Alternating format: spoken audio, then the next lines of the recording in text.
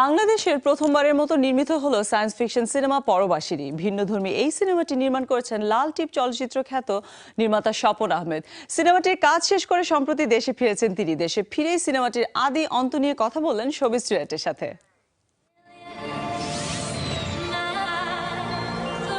A fight between a tiger and a lion for a common prey, one being killed by another one.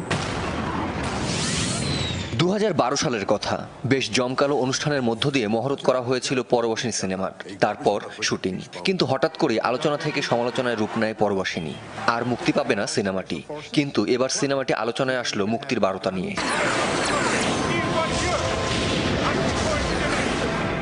বাংলাদেশের শুটিংয়ের পাট চুকিয়ে নির্মাতা পাড়ি জমিয়েছিলেন France, Switzerland, Belgium, Germany, Netherland ও ভারতে, কারণ বিশ্বের বিভিন্ন দেশই সিনেমাটির পটভূমি। অন্যদিকে সিনেমায় তুলে ধরা হয়েছে ২১,০১৫ সালের ভারত ও বাংলাদেশের চিত্র। পৃথিবী ধ্বংসের ১০০ বছর পরে এলিয়েনরা আবিষ্কার করে শহরগুলোকে। সায়েন্স ফিকশন ছবি আগে হয়নি, কিন্তু আমাদের দর্শকরা সায়েন্স ফিকশন দেখছে, হলিউডের ছবিগুলো দেখছে, বলিউডের আধা সায়েন্স ফিকশন ছবিগুলো দেখছে। একটা জাতি হিসাবে, একটা দেশ হিসাবে আমরা তো একটা সায়েন্স ফিকশন ছবি তো বানাতে হবেই। পরবাসিনীর কেন্দ্রীয় চরিত্রে অভিনয় করেছেন Emon, Sabyasachi Chakraborty, miss universe India Urvashi Rautela, Rit, June Malia, Sohel Khan, Kazi Ujjwal সহ বিশ্বের 16টি দেশের অভিনয় শিল্পীরা।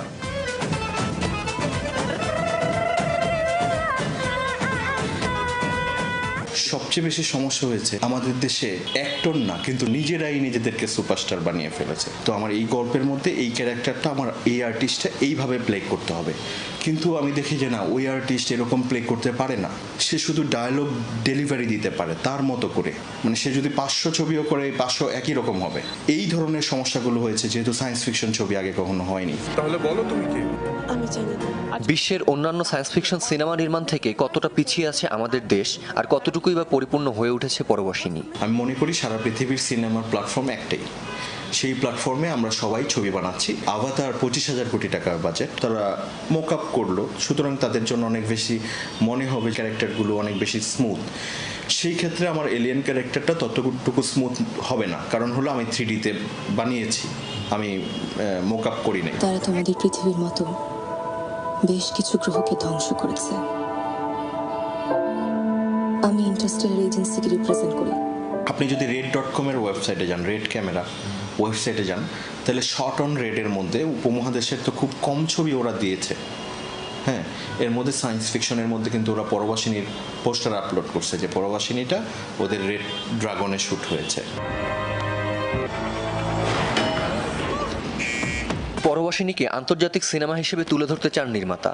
হয়তো পাশ্চাত্য দেশ ভারত কিংবা উন্নত দেশগুলোর তুলনায় আমরা পিছিয়ে আছি এখনো, কিন্তু দেশের চলচ্চিত্র অঙ্গনে এমন উদ্যোগ খুলে দিয়েছে সম্ভাবনার নতুন দুয়ার। বাকিটা বিচার করবেন দর্শকরা। Do you even know where Bangladesh is? Kamrul Rifat, showbiz tonight.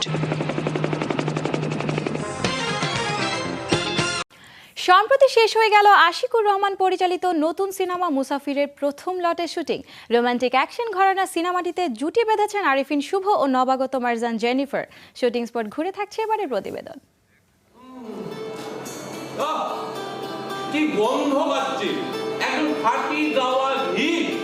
একটি গুদাম ঘরে আটকে রাখা হয়েছে নায়িকাকে, হাত পা বাঁধা। আসলে তাকে অপহরণ করে আনা হয়েছে এখানে, আর এই অপহরণ করেছে খোদ নায়কই। এমনই একটি দৃশ্যের শুটিং চলছিল তেজগাঁও শিল্প এলাকার কোক স্টুডিওতে। পরিচালনার পাশাপাশি মুসাফির সিনেমার কাহিনী ও চিত্রনাট্য করেছেন আশিকুর রহমান নিজেই, আর সেই সাথে দৃশ্য ধারণের কাজটিও করছেন নিজ হাতে। মুসাফির মানে হচ্ছে ট্রাভেলার, যে বেসিক্যালি ভ্রমণ করে, ঘুরে বেড়ায় এক জায়গা থেকে আরেক জায়গায়।